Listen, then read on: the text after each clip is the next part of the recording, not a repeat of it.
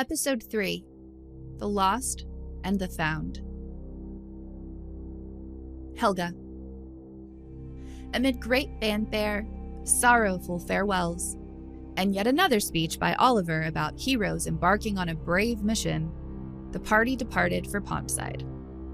Helga had slept poorly, desperate to return home and terrified about what she might find. Would the villagers be combing through rubble, rebuilding homes, preparing communal meals from scavenged crops and fish? Had the destruction been less devastating than she imagined, amid the confusion and terror of the night owl's attack? Would she be thanked for running to find help, or condemned for leaving? The pleasant weather contrasted with her inner turmoil. Sunlight warmed Helga's dew-moistened skin, cotton fluff clouds providing sporadic shade. Orderly fields of beets, carrots, mustard, and turnips yielded to wilder meadows of bluebell, cornflower, and kingcup. Long grasses arched overhead, wafting in the breeze, and dandelion seeds drifted on their own inscrutable errands. Mabel plotted a creekside path using a star-charted map supplied by Zoraline. The dark-furred batfolk, Hugs, the badgerfolk with handsome white stripes, lumbered along with Zoraline hanging upside down from his back. Gev, the lizard folk, scampered beside him, and Phineas, the sable rabbit folk, brought up the rear, eyes bright with interest in his surroundings. Helga was the odd stranger, a role she didn't relish any more than being the awkward dreamer. "So Helga," Phineas asked, ambling up next to her, "what's your story?" "About the calamity beast?" Helga asked. "No, your life. Tell us about yourself, from root to fruit." "Oh," Helga rubbed her arm. "I was born near Three Tree City, in a pond that dried up one summer, so my family moved near the Willow. My father's parents found it too crowded, so they went to Pondside. I followed them. Must have been quite a change. Did you miss everyone you left behind?" "Yes," Helga replied, surprising herself. "But I loved living with my grandfer and grandmer. They encouraged my drawing and magical studies. The rest of my family, I was tired of disappointing them. Can't please everyone. Some stems grow straight, some grow crooked, but they all taste fine in a stew." He chuckled at his own joke. "You studied weaving, you said? With King Glarb himself?" "I did." "Can you do the spell where you make a whirlwind of leaves and toss yourself into the air? Or open a pit in the ground that swallows up folk and smooths the dirt back atop like it never left?" "No, I can't do any of that." She'd mastered the most interesting cantrips, but more complicated weaving eluded her. Then, too, she was a little afraid of the stories about weavers corrupted by their magic and turned into mindless monsters. She didn't want to become one of them, though the prospect seemed unlikely, especially after the mistake that made King Glarb send her away. "Stop interrogating her, Phineas," Mabel said, her tone light. "Why not tell her about yourself?" Phineas scoffed. "I'm just a simple farmer. My parents were farmers, and their parents, on and on, back as far as anyone knows. Always lived in Goodhill. This is my first trip beyond the last farmstead. I'm boring aside from my bow skill." He patted his weapon affectionately. "I almost didn't volunteer, truth be told, but won't this be a tale to tell my own children, and theirs? Mabel already has stories, and Hugs, so he won't talk about his travels past the outer woods with Gev. I'd be pleased to recount the adventures of the striped rapscallions," Gev said, appearing at Helga's side. Mabel sighed. "The striped rapscallions?" Helga asked. "Hugs and myself," Gev explained. "We also traveled with a skunk folk named Kiki, but she's gone to her rest." "I'm so sorry. When did she pass on?" "Oh, she's not dead. Fell in love with a raccoon folk and settled down to raise ladybugs." Gev bobbed and weaved as he spoke, tail swaying.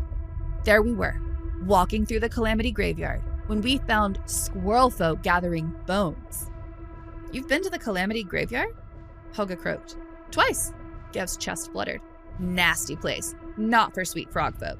The squirrels thought we'd come to, how you say, poach?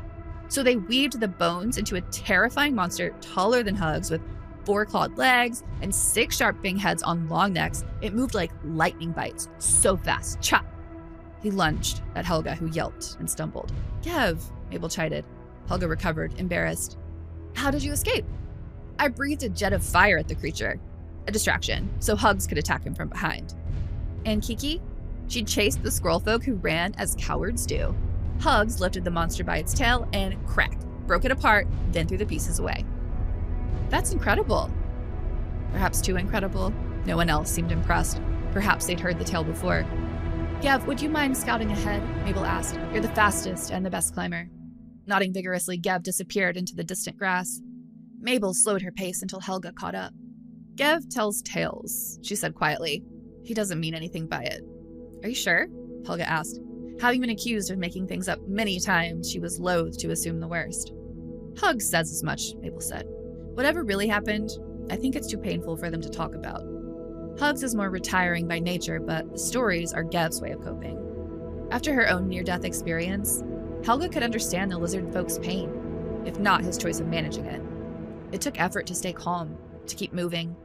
She tried to observe her surroundings with an artist's eye, to store up images for later drawings, when she'd have the energy to attempt them, and to ward off the disturbing visions that made her heart all but leap from her chest and fly into the sun.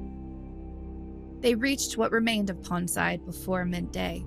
Helga fought to keep her last meal in her stomach as she surveyed the wreckage. Charred wicker husks, soot-smeared piles of broken clay, teetering walls of splintered boards, crumbling brick chimneys. Someone's framed needlework lay dirt-stained in the street. A lone door creaked open and banged shut over and over, fraying Helga's nerves. You weren't kidding, Phineas said, hands on his hips. I'd hoped. A lump stuck in Helga's throat. Gev climbed to the top of a windmill, its snapped blades laying on the ground. They went south, Hugs said, voice deep and gruff. Mabel hunkered near him and studied tracks on the ground. Hay meadow likely. It's closer than Good Hill. Looks like they took carts and a cabbage construct. Helga unearthed a jar from the remains of a house. Raspberry jam. Hist! Gev whispered behind her. Helga yelped and dropped the jar, which shattered into an ugly mess the color of fresh blood. What is it? Mabel asked. Near the water, Gev replied. Squirrel folk digging in the rubble. Squirrel folk? Helga asked. None live in Pondside that I know of. Let's see for ourselves, Mabel said. Follow me, slowly and quietly. They crept along the path, avoiding debris and deep gouges in the earth left by the night owl's talons. Moisture settled on Helga's skin as they neared the pond, the scent of mud and vegetation strengthening.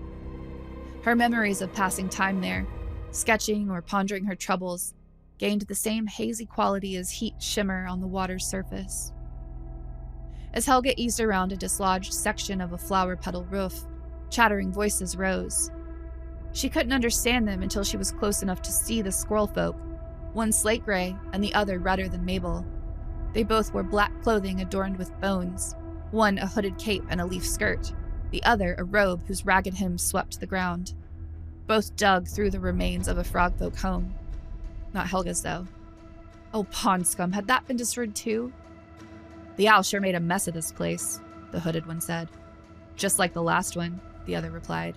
Helga's skin crawled. The last one?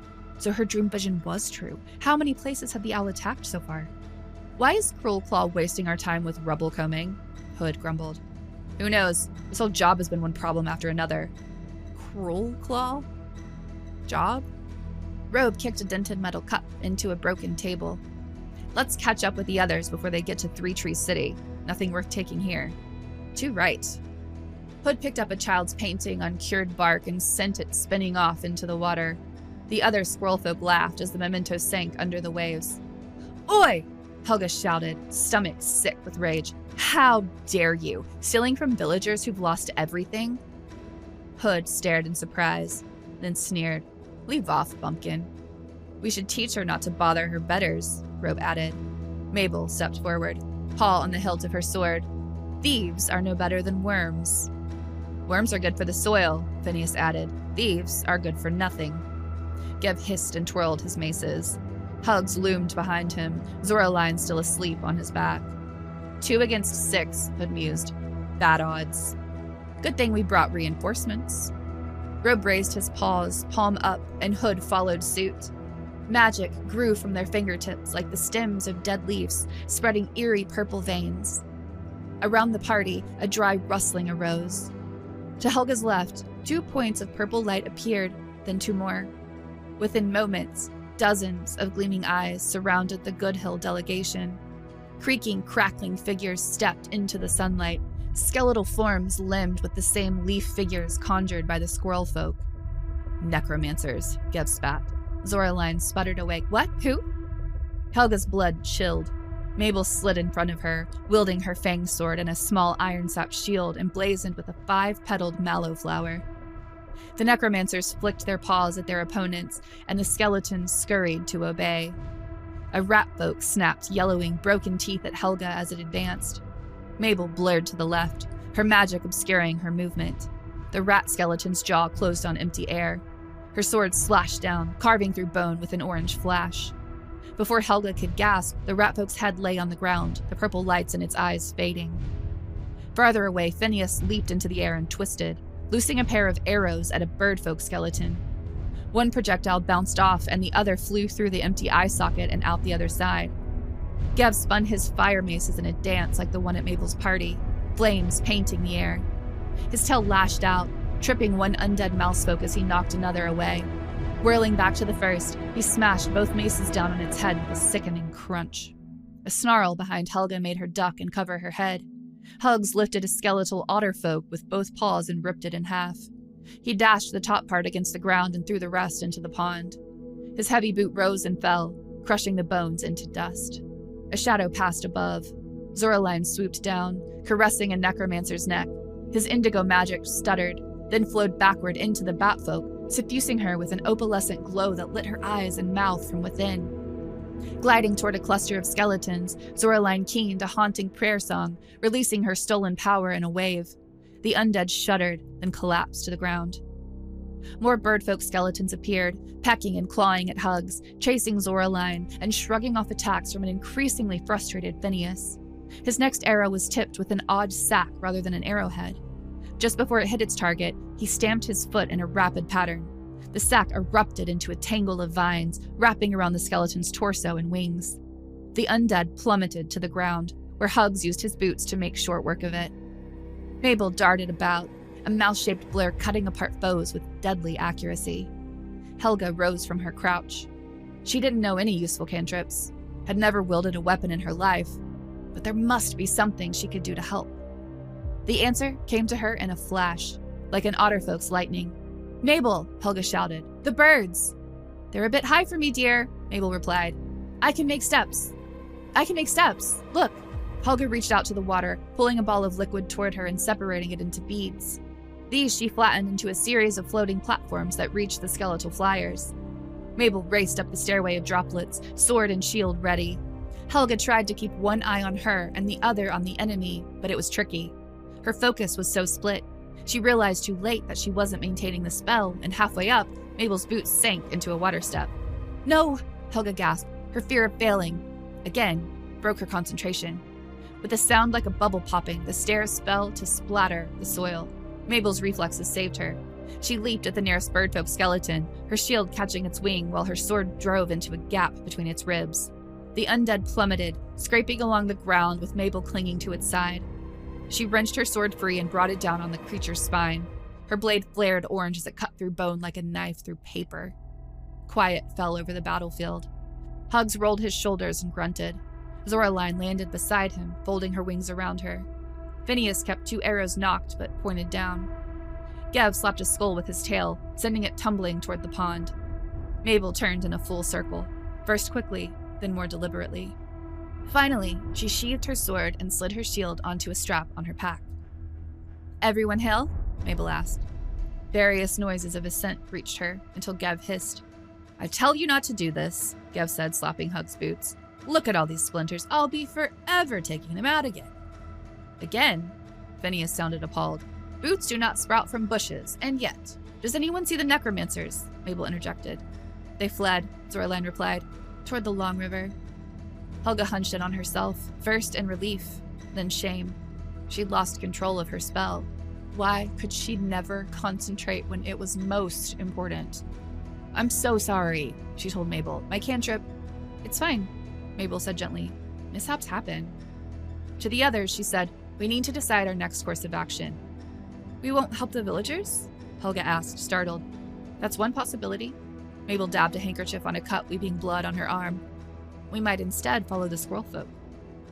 Helga started to protest, but considered Mabel's suggestion. The necromancers seemed to know why Maha had attacked Pondside, had perhaps instigated the situation. What were they up to? She wanted answers, and yet she worried about her neighbors. What enemies might we encounter if we follow these fellows? Phineas asked. Can we handle more skeletons? Or worse? Gev, pulling bone shards from Hug's paw and fur, said, The striped rapscallions do not fear undead boot wreckers. I cannot read the stars now, Zoraline said, yawning, but their movements at dawn suggested more danger in our future. More danger? Helga's stomach turned. Anyone from Pondside has probably made it to Haymeadow, Mabel said. It might be best to go to Three Trees City and try to discover more about this Cruel Claw and his plans. She met each of their gazes, landing on Helga last. What if another calamity beast disaster is looming and we could help prevent it? Could we really? Phineas asked. If not us, who? Mabel replied, grasping her sword's pommel. Helga, it's your village. What do you say? Helga hesitated, her veins filled with fire and ice. Some moments were a fulcrum on which life turned, and this felt like one. We follow the squirrel folk, she said, to Three Trees. Mabel nodded, then began to issue orders. Phineas collected any arrows undamaged enough to reuse. Zoraline plotted a route along the long river, then climbed onto Hug's back and succumbed to slumber.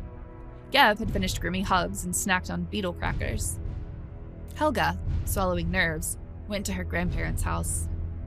Its waxed papered dome had cracked on top like an eggshell. The broad leaves arcing over that side were partly sheared away, the cut portion wilting in the day's heat. Sunlight angled through the broken roof, so the walls glowed from within, as if the lamps inside were still lit. Even so, the place felt cold and empty. Helga forced herself to enter, to pack clean clothing and food that would travel well. She told herself she would be back. They were only going to Three Trees City, unless the trail of the squirrel folk took them further. Why then did she reverently touch her grandmother's collection of etched copper orbs, slipping her favorite into her pack? Why did she take her grandfather's wand, set his wide-brimmed hat on her own head? Mabel made no mention of Helga's brief absence, and soon their steps turned northward. Phineas didn't engage Helga in conversation again, not even when they camped at nightfall. Zoraline flew back to Goodhill to take messages of their discoveries and new destination, her robes like a swirl of stars vanishing into the darkness. Helga wondered if, somehow, she was disappearing too. Mabel.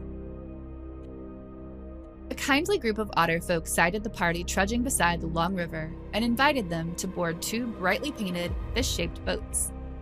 Mabel and Phineas conversed with the crews, part of a larger family reuniting in Three Trees City for a wedding. Hug stayed away from the water, a sleeping Zoraline on his back, while Geb's breakfast made an unwelcome reappearance as he moaned in distress. Helga stared forlornly at the frothy wake with a pencil in one hand and her journal in the other. The massive trees that gave Three Trees City its name rose in the distance, branches intertwined in places like lovers holding hands. How the oak, sycamore, and willow came to grow together along the banks of the long river, no one knew. The animal folk who built the city over generations began with the hope of harmony. In some places, that hope manifested as meticulous arrangements of graceful buildings and fungal paths nestled among the canopy, twined around the trunks or rising from arcing roots. In other places, harmony was a cheerful patchwork of different styles jumbled together. Carved wood mixed with painted clay, feathers with beads, embroidery with knotwork-tied sticks. Cities, like plants, often grew in unexpected ways. They arrived at the docklands beneath the drooping tendrils of the willow, their boats navigating the sprawling mass of rafts, wharves, and floating structures to tie up at a crowded pier. Chattering birdfolk couriers picked up small packages and mail for delivery.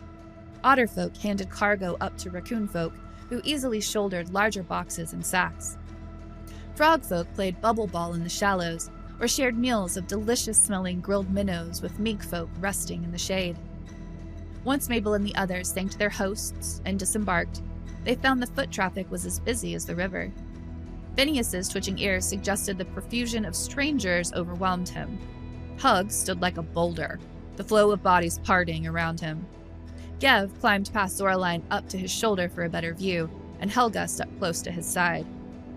Somewhere in the Quilted district, Mabel's parents visited with friends, enjoying the raucous pleasures of the city's heart, beneath the vast quilted banner symbolizing the union of all animal folk. Helga, too, had family in the city. Alas, there was no time to seek them out. "Phineas," she said. The rabbit folk hopped nervously. "Yes? Can you help me ask the locals whether they've seen our necromancer friends? Or Cruelclaw? Hugs and the others can wait here." "Right, yes," Phineas replied. Having a task seemed to center him. Soon, he chatted amiably with a group of frog folk, while Mabel approached a pair of dockhands watching someone mutter a weaving over a tangle of nets. After a dozen attempts each, neither Mabel nor Phineas had any luck. She was about to shift their party downriver, past warehouses and trading offices to where tarp-roofed inns flew bright red pennants, when an old frog folk gave her pause. "You're the second stranger looking for someone today," he grumbled. "Is that so?" Mabel asked. "Aye," the elder continued. "That fella yonder's nagged near everyone. Right odd, too. Keeps hitting folk with his tail like he forgets it's his." He pointed with his pearl-topped cane. An otterfolk nearby argued with another of the same. His black fur was streaked with white, his posture stiff, and he wore a red sash and blue tunic. Strange goggles perched on his head. A single copper bracer adorned his right arm, while a strip of white fabric was tied around his left wrist. "I assure you," he said, "this situation is infinitely more irritating to me than it is to you." "Is it now?" the other otterfolk replied. "You can't even tell us what kind of animal folk he is." "As I said, he may be wearing a blue cloak." "Maybe," a weaselfolk repeated. "And he has distinctive tattoos." "Tattoos?" someone else chimed in. "What are those, then?" The stranger sighed. "Fur patterns, stripes, 2 white lines running from his mouth to his chin, and the others on one side of his cheek, face. Would you just look at my drawing?" It must have been poorly rendered because the others doubled over with laughter. "Never mind," he said. "Thank you so much for your utter lack of assistance." Rude, Mabel thought, an opinion that strengthened as he spun on his heel and slapped the weaselfolk with his tail. Worse, he nearly barreled into Helga. She held her journal in front of her like a shield, her green skin tinged gray, nervous smile in place. "Stripes?" Helga stuttered. The otterfolk paused. "That's what I said, yes." Helga flipped through her book, nearly fumbling it. She stopped at a particular page and held it up. The stranger grabbed her arm and pulled her closer. "Did Bellerin pass through here?" he demanded. "How long ago? Was anyone with him?" "Release her," Mabel said, gripping the hilt of her sword, "or you'll lose that fancy bracer along with the rest of your arm." A spark of lightning flashed across the otterfolk's gray-blue eyes, but he released Helga and stepped away. "Don't tempt me," he said. "I've been wandering this infernal place for days, and your friend is my first lead." "Her name is Helga," Mabel said coolly. "I'm Mabel, and you are?" "Rawl," he replied. "Rawl Zarek. I'm looking for someone named Jace Bellerin." Mabel peeked at Helga's journal. The frogfolk had drawn a face, a foxfolk. They did indeed have markings like the ones the stranger, Rawl, described. On the same page, Helga had also sketched a cloak with an odd circular pattern. "I've seen him in my dreams," Helga whispered, her voice gradually strengthening. "He's not alone. There's a lizard folk with green and black scales and yellow eyes, and another small creature who's hard to see. A dark cloud follows them." She looked up as if expecting a storm, but only blue sky peeked through the willow's curtain of leaves. "You're sure?" Rawl asked. Helga hesitated, then bobbed her head. Mabel wondered how many times her visions had been doubted, by Oliver and others, for her to be so shy about sharing them. "What is he doing here?" Rawl muttered. "A lizard? Not a snake? Could it be?" Mabel had no idea what he was on about, but it wasn't Cruelclaw. She needed to move along before the trail grew colder. "If you'll excuse us," Mabel said. "We'll be on our way. Best of luck finding your friend." She guided Helga toward the others. "Oh, no you don't," Rawl said, striding beside her. "You're not going anywhere until the frog gives me answers." The nerve. "Helga has her own business to mind, thank you kindly." She was interrupted by Helga, who said in a quiet voice, "You believe me?" Rahl rubbed his whiskers with one paw. "I believe the evidence of my own eyes. Right now, you're my only link to Bellerin, so I'm not letting you out of my sight." Before Mabel could reply, mussel alarms clattered upriver. Dockhands dropped their work and bellowed commands at each other, rushing about, clearly agitated. Some produced ropes and tied down loose crates and barrels, securing them to rings embedded in the wooden floorboards or the decks of the boats. Others did the same for the boats themselves, lashing them to the piers or each other like a raft of otter folk holding paws. "What's happening?" Rahl asked, sliding his goggles down over his eyes. "I'm not sure." Mabel tried to hail a raccoon folk racing past, but they ignored her. Phineas pointed. "My lands, look at the water." The river had risen well past the high tide marker on a nearby piling and continued to swell, quickly overflowing its banks. Waves crested over the quay, up through the cracks of the boardwalk, lapping first at Mabel's boots, then her legs. The boats tied together strained and tugged at their moorings, while the unsecured ones spun away downriver. A few crashed into each other, hulls cracking like nuts. "Something comes!" Geb shouted, balanced atop Hug's head. A sinuous form moved below the water's surface, silver scales glinting in the dappled sunlight. Unlike minnows and guppies, this fish was so long, Mabel couldn't see its tail, or even its dorsal fin. Magical markings glowed along its side, their rosy hue warped by the roiling currents. The huge wave lifted the creature so it loomed above the docklands. Baleful eyes burned with power, and a long mouth gaped to reveal rows of wickedly sharp teeth. "The Floodgar!" Helga screamed. A whip of water lashed out, sweeping a cluster of animal folk into the river. Lightning crackling around his bracer, Rahl raised his arms toward the calamity beast. "No!" Mabel stood in front of him. "You'll shock anyone in the water who isn't otterfolk like you." "How do you normally handle these things?" he retorted. "There's nothing normal about this." Another water whip struck, pushing Mabel and Rahl into hugs. The badger folk staggered but remained upright. Zoraline, still sleeping on his back, astonishingly didn't wake. A shimmering blue-tinged shadow hovered over them, a wave as tall as an elderberry bush. It crashed down, engulfing Mabel and dragging her away from the dock. Fighting the Gar's wild magic was a losing battle, but she persevered, kicking toward what she hoped was the surface as her lungs burned. A strong paw pulled her up. Mabel sucked in a deep breath and clung to Hugs, Rahl doing the same beside her. The others arrayed around or atop him like the children at her party. He struggled against the undertow, pulling them to the center of the river, farther away from safety. "Can you bend the current to take us back to shore?" Mabel asked Rahl, between being dunked and wave-tossed. "Bend it?" Rahl sputtered back. "I control rain, not rivers." An otterfolk who couldn't manage currents? Odd. But Mabel hadn't the energy to dwell on it. The water's chill seeped into her bones as they were flung about like flotsam at the mercy of the river. Soon, they'd gone well past Three Trees City, tumbling into a tributary that veered southwest. Where would they finally manage to escape? Would they escape at all, or would their journey end at the bottom of Long River? No. Mabel refused to accept defeat. Even if she never found Cruel Claw and discovered what he was up to, she would survive. Clem and the Littles waited for her, and she would never abandon them. As if some tendril of the world's magic heard her oath, the river narrowed, the turbulent current slowing to a more sedate flow. Rocky outcroppings flanked the water, covered in sediment and clusters of mussels, gnarled roots thrusting from them like grasping hands. Empty snail shells and water-smoothed bones littered the shore, dark reminders of the fate that could have befallen them if Hugs hadn't kept everyone afloat.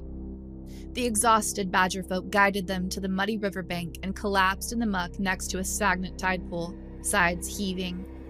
Everyone slid or clambered off him. Even Zoraline sputtered awake briefly, murmuring about wet fur. Mabel quickly assessed their surroundings. A marshy cave, moss-covered gaps in the stone above allowing shafts of filtered light to allay the gloom. Bugs crawled up the walls, disappearing into cracks and crevices, and the scent of sulfur and decay permeated the partly enclosed space. "Is anyone injured?" Mabel asked. "Only my pride," Rahl said. A clam spat slurry at him before burrowing deeper into the sludge. "I think I swallowed a barrel of water," Phineas groaned. Geb's tail flared orange, and a subtle heat emanated from his body. He brusquely rubbed up against Hugs to dry him, mud solidifying beneath his feet. "Where are we?" Helga asked. "I don't," Mabel began, then halted, her ears turning toward a rustling from the cave entrance. Between blinks, dark shapes coalesced from the shadows. A mischief of ratfolk garbed in hooded cloaks surrounded the party, pointing wickedly curved daggers and bladed staves at them. "Outsiders," a ratfolk hissed. "You are not welcome here. Leave, or face dire consequences."